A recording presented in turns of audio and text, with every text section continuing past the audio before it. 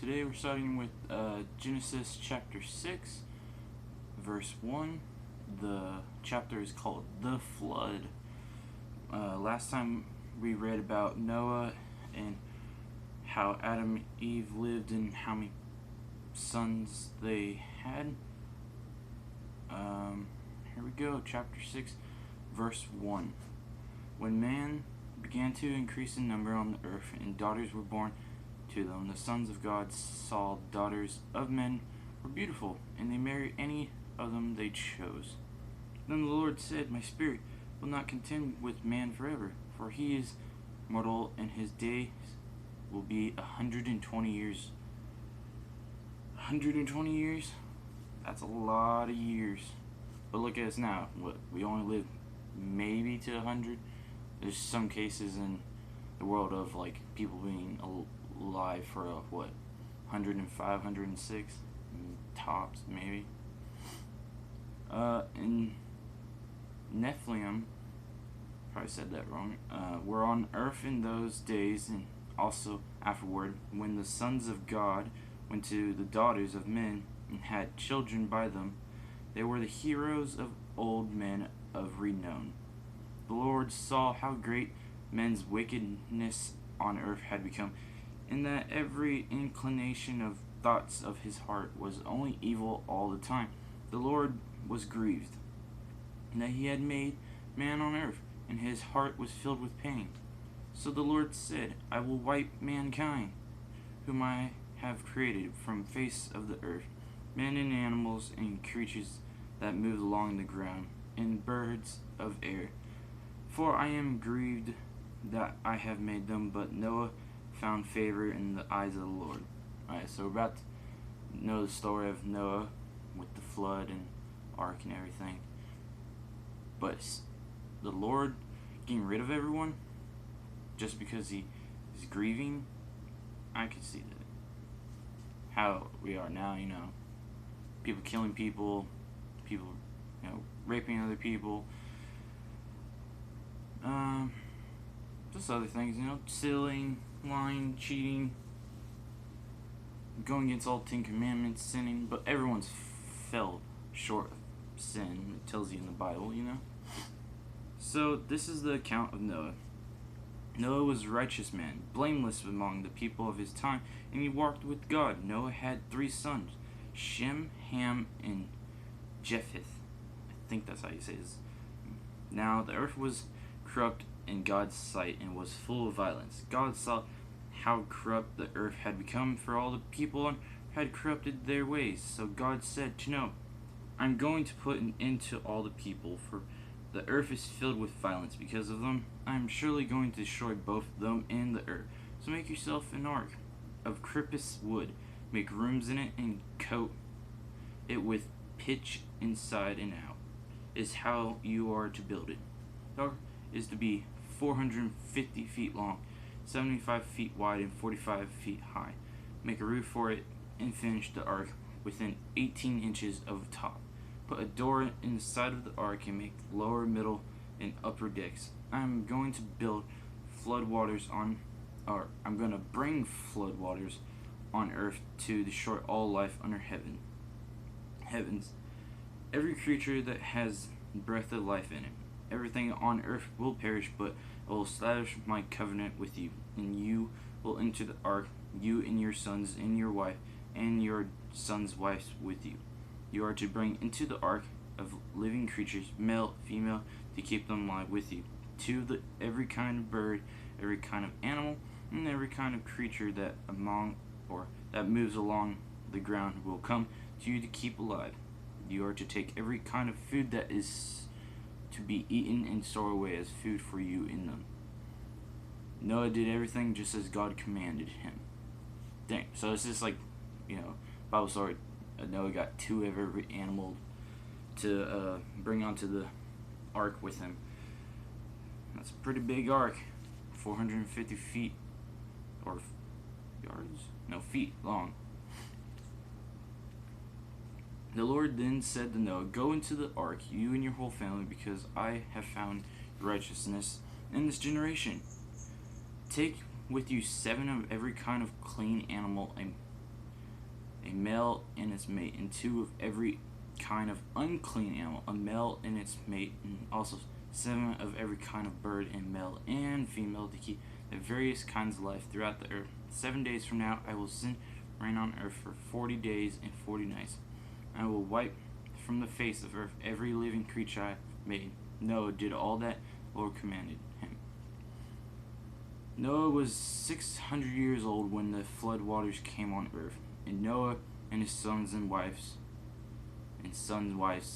entered the ark to escape the waters of the flood. Pairs of clean and unclean animals, of birds and all creatures that move along the ground, male, female, came to Noah into the ark, as God had commanded Noah. And after 7 days of flood waters came on the earth. In the 600 years of Noah's life, on the 17th day of the second month, on the day all the springs of great deep burst forth, the floodgates of heavens were opened, and rain fell on the earth 40 days and 40 nights. On the very day Noah and his sons Shem, Ham, and Japheth, together with his wife and his wives of his 3 sons, entered the ark, they had with them every wild animal according to its kind, all livestock according to their kinds, every creature that moves along the ground according to its kind, and every bird according to its kind, and everything with wings, pairs of all creatures that have breath of life in them, came to Noah and into the ark. The animals going in were male, female, of every living thing, as God commanded Noah, and then the Lord shut him in. Dang, having all animals just come to you, just at the will of God, that's pretty cool. I would like to have that. Maybe not all animals. I'm pretty scared of reptiles sometimes, and spiders. Anything else I would like to have. Because, I don't know. What about cats? I don't know. All different cats, or dogs, if you're a dog lover, or a cat lover, I don't know. For 40 days the flood kept coming on the earth. As the waters increased, they lifted the ark high above the earth. The waters rose and increased greatly on the earth, and the ark floated on the surface of the water. They rose greatly on the earth, and all high mountains under the entire heavens were covered. The waters rose and covered the mountains to a depth of more than 20 feet. Every living thing that moved on the earth perished: birds, livestock, wild animals, all creatures that swarm over the earth, and all mankind. Everything on the dry land that had breath of life in the nostrils died. Every living thing on the face of earth was wiped out, men and animals and creatures that move along the ground, and the birds of air were wiped from the earth. Only Noah was left, and those with him in the ark.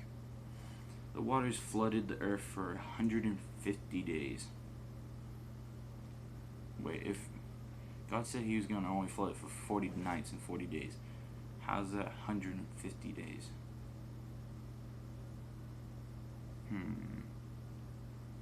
But God remembered Noah, and all the wild animals and the livestock were with him in the ark. He sent a wind over the earth, and the waters receded. Now the springs of the deep and the floodgates of the heavens had been closed, and the rain had stopped falling from the sky. The water receded steadily from the earth, and at the end of the 150 days of water had gone down, and on the 17th day of the seventh month of the ark came to rest on the mountain of Ariak. I think I'm saying that right. The waters continued to recede until the 10th month, and on the first day of the 10th month, the tops of the mountains became visible. After 40 days, Noah opened the window he had made in the ark and sent out a raven and kept it flying back and forth until the water dried up from the earth. And then he sent out a dove to see if the water had receded from the surface of the ground. But the dove could find no place to sit its feet, because there was water over all the surface of earth. So it returned to Noah in the ark. He reached his hand and took the dove and brought it back to himself in the ark. He waited 7 more days and again sent out a dove from the ark. When the dove returned to him in evening, there is a break was freshly, or in its beak was a freshly plucked olive leaf. Then Noah knew that the water had receded from the earth. He waited 7 more days and sent the dove out again, but this time it did not return to him. By the first day of the first month of Noah's 600 years of first year, the water had dried up from the earth. Noah then removed the covering from the ark and saw that the surface of the ground was dry. By the 27th day of the second month, the earth was completely dry. God said to Noah, "Come out of the ark, you and your wives and your sons and their wives. Bring out every kind of animal of living creatures that is with you, the birds, the animals, and all the creatures that move along the ground. So they multiply on the earth and be fruitful and increase in number upon it."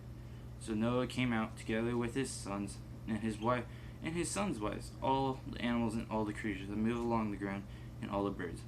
Everything that moves on earth came out of the ark, one kind after another. Noah built an altar to the Lord, and taking some of all the clean animals and clean birds, he sacrificed burnt offerings on it. The Lord smelled the pleasing aroma and said in his heart, "Never again will I curse the ground because of man. Even through every inclination of his heart is evil from childhood, and never again will I destroy all living creatures, as I have done. As long as the earth endures, seed time and harvest, cold and heat, summer and winter, day and night will never cease."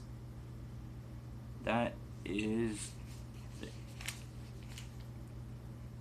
how Noah built the ark and was told by God to stay in there for, what does it say, 150 days?